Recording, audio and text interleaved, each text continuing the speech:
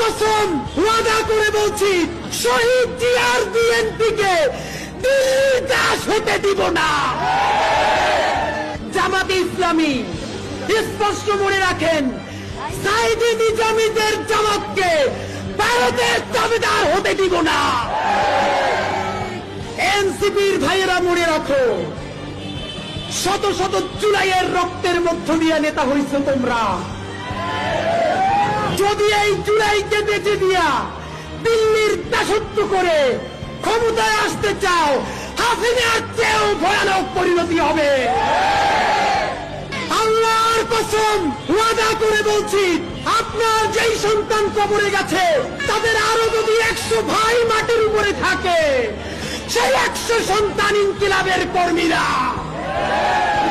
ইনকিলাব মঞ্চের অন্তত একটা কর্মীও বেঁচে থাকতে খুনি, ফ্যাসিস্ট, কোন হত্যাকারী আওয়ামী লীগের পুনর্বাসন চলবে না।